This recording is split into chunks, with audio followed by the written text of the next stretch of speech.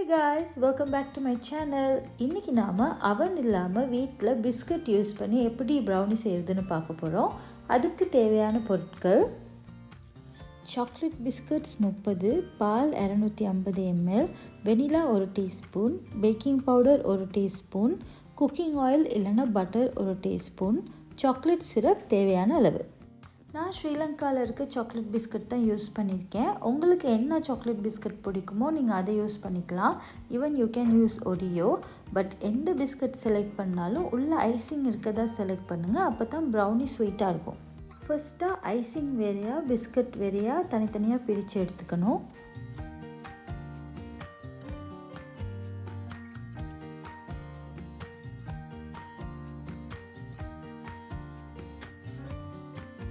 இந்த மாதிரி ஐசிங்கை தனியாகவும் பிஸ்கட்டை தனியாகவும் பிரித்து எடுத்துக்கணும். இப்போ பிஸ்கட்டை மட்டும் பவுடர் பண்ணி எடுத்துக்கணும். நான் பிளெண்டரில் போட்டு அரைச்சேன். பட் உங்களுக்கு எந்த ஈஸியோ நீங்கள் அந்த மாதிரி அரைச்சி எடுத்துக்கலாம். உங்களுக்கு கையில் எப்படி நொறுக்கி எடுக்கிறது ஈஸினா நீங்கள் அப்படி கூட பண்ணலாம். ஆல்சோ உங்களுக்கு ப்ரௌனி இன்னும் கொஞ்சம் ஸ்வீட்டாக வேணும் அப்படின்னு நீங்கள் நினச்சிங்கன்னா இந்த பிஸ்கட்டை அரைக்கும் போது அதோடு கொஞ்சம் சுகர் ஆட் பண்ணி அரைச்சிக்கோங்க. அப்போ இன்னும் கொஞ்சம் ஸ்வீட்டாக இருக்கும் ப்ரௌனி.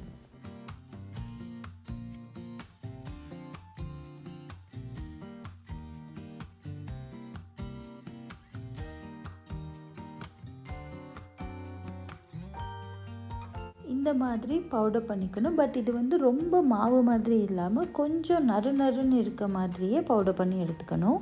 இப்போ இதில் பேக்கிங் பவுடர், வெனிலா அண்ட் அதோட மில்க்கும் சேர்த்து நல்லா மிக்ஸ் பண்ணி எடுத்துக்கணும்.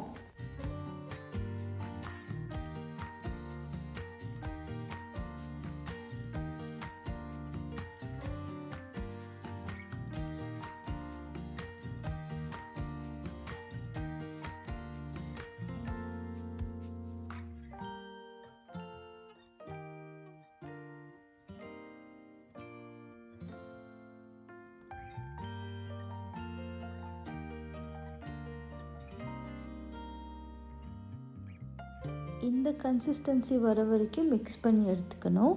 இப்போ அதில் நாம் தனியாக எடுத்து வச்சுருந்த ஐசிங்கையும் இதில் போட்டு மிக்ஸ் பண்ணணும்.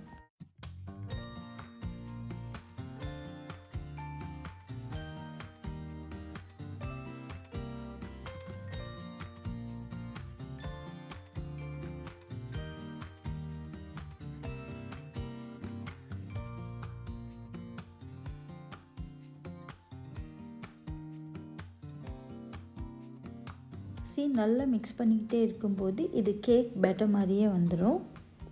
இப்போ வீட்டில் இருக்க ஒரு பேன் இல்லைன்னா ஏதாவது ஒரு கிண்ணியை எடுத்து அதில் கொஞ்சம் ஆயில் இல்லாட்டி பட்டர் போட்டு சுற்றி பூசிக்கங்க. கிண்ணத்தில் சுற்றி பட்டர் பூசின அப்புறம் பேக்கிங் பேப்பர் ஒன்று இந்த மாதிரி வைங்க. பட்டர் போட்டனால கேக் எப்படியுமே கிண்ணியில் ஒட்டாது. ஆனாலும் ஆயில் பேப்பர் போட்டால் ஈஸியாக கேக்கை நம்ம வெளியே எடுக்கலாம். இப்போ நாம் செஞ்சு வச்சுருக்க ப்ரௌனி பேட்டரை இதில் போட்டுக்கலாம்.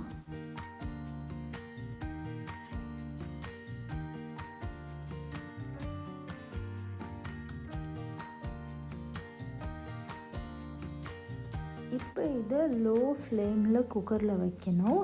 இந்த மாதிரி அனலை நல்லா குறைச்சி வச்சு அதுக்கு மேலே ஒரு பேனை வச்சு இதை அதுக்கு மேலே வச்சு மூடி விடணும்.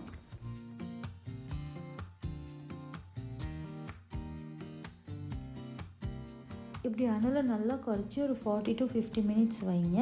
இந்த மாதிரி சந்து இருக்க மூடியில் மூடுங்க. இல்லைன்னா ஆவி தண்ணி கேக்குள்ளே விழும். அப்படி இல்லைன்னா அப்பப்போ மூடி எடுத்து தண்ணியை தொடச்சிட்டு திரும்ப மூடுங்க. இப்போ கேக் வெந்துருச்சான்னு பார்க்குறதுக்கு ஒரு டூத் பிக்கை வச்சு பாருங்கள். அதில் கேக் ஒட்டாட்டி கேக் வெந்துருச்சுன்னு நாம் தெரிஞ்சுக்கலாம்.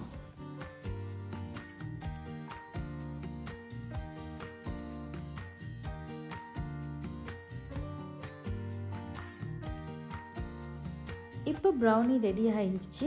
இதை ஃப்ளிப் பண்ணி நாம் ப்ரௌனியை இப்போ வெளியே எடுக்கலாம். ப்ரௌனி இப்போ ரெடி ஆயிடுச்சு. இப்போ நீங்கள் இதை அப்படியே சாப்பிட்லாம். அப்படி இல்லைன்னா இதுக்கு மேலே உங்களுக்கு என்ன டாப்பிங் பிடிக்குமோ அதை நீங்கள் போட்டுக்கலாம்.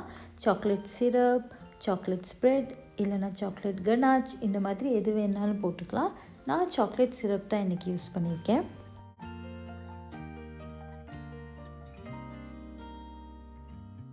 பார்க்கவே ரொம்ப யம்மியாக இருக்குது. இப்போ ப்ரௌனி ரெடி. இந்த ரெசிபியை உங்கள் வீட்டில் ட்ரை பண்ணி பாருங்கள். இந்த ரெசிபி உங்களுக்கு பிடிச்சிருந்தா இந்த வீடியோவை மறக்காமல் லைக் பண்ணுங்கள், ஷேர் பண்ணுங்கள். அண்ட் என் சேனலுக்கு நீங்கள் இன்னும் சப்ஸ்கிரைப் பண்ணாமல் இருந்தால் மறக்காமல் சப்ஸ்கிரைப் பண்ணிவிட்டு பக்கத்தில் இருக்க பெல் ஐக்கானையும் ப்ரெஸ் பண்ணுங்கள். அப்போ தான் என்னோடய வீடியோ அப்டேட்ஸ் எல்லாமே உங்களுக்கு வரும். Eat good and feel good.